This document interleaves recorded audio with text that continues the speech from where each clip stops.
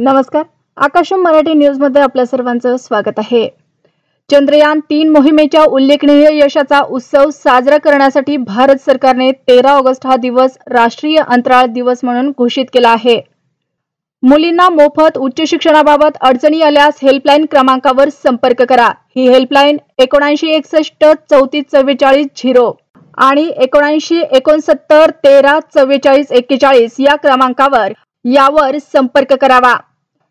सर्पदंशामुळे मृत्यू झालेल्या शेतमजुरांना गोपीनाथ मुंडे शेतकरी अपघात विम्यातून लाभ द्यावा। मुख्यमंत्री एकनाथ शिंदे।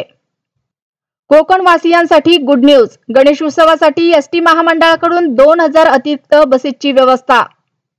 वाहनांवर फॅन्सी नंबर प्लेट लावल्यास पडेल महागात, सरकार वसूल करणार 28% जीएसटी। कियाने भारतात ओलांडला 10 लाख विक्रीचा टप्पा, एकूण विक्रीत सेल्टोसचा वाटा 48%। बनावट तिकिटांद्वारे विमानातून उड्डाण करण्याच्या तयारीत असलेले 2 संशयित ताब्यात, पुणे विमानतळावर कारवाई। पूजा खेडकरला दिल्ली हायकोर्टाचा मोठा दिलासा, 21 ऑगस्ट पर्यंत अटक न करण्याचे आदेश। दिल्ली पोलीस आणि यूपीएससीला नोटीस जारी। अजित पवारांच्या अल्टिमेटला 10 दिवस उलटले तरी मुंबई नाशिक महामार्गाची परिस्थिती जैसे थे। अजित पवार अधिकाऱ्यांना निलंबित करणार का याकडे लक्ष। महाराष्ट्राचे राजकारण आधी प्रगल्भ होते, आता मात्र तसं चित्र दिसत नाही। पुण्यातील कार्यक्रमात शरद पवारांसमोर विनोद तावडेंचं वक्तव्य। मातोश्री बाहेर घोषणाबाजी करणारे माणसं एकनाथ शिंदेंसोबतची, फोटो दाखवून संजय राऊतांचा आरोप। सगळं दिल्लीच्या इशाऱ्यावर सुरू असल्याचाही दावा। मराठा आरक्षणासाठी सर्वपक्षीय बैठक बोलवा, शरद पवारांचा मुख्यमंत्र्यांना सल्ला। जरांगे आणि ओबीसी नेत्यांनाही बैठकीसाठी बोलावण्याचीही सूचना। धुळे दौऱ्यादरम्यान अजित पवारांचा शेतकऱ्यांच्या बांधावर जाऊन संवाद, लाडकी बहीण योजनेचा देखील पुरेपूर प्रचार।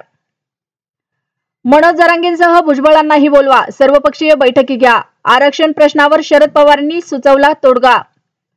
यंदा 8 ते 10 दिवस आधी बोर्डाच्या परीक्षा होणार, 10वी आणि 12वीच्या परीक्षेचे वेळापत्रक जाहीर। प्रवीण तरडे पाठोपाठ आहो विक्रमार्का चित्रपटात मराठी अभिनेत्रीची वर्णी, दमदार लुकची चर्चा। जाणून घेऊया आजचे सोन्याचे भाव। 22 कॅरेट 66,363 वर तर 24 कॅरेट 72,396 वर। अशाच नवनवीन बातम्या पाहण्यासाठी आमच्या आकाशम मराठी या न्यूज चॅनलला सबस्क्राईब करा। बातमी आवडल्यास बातमीला लाईक आणि शेअर करा।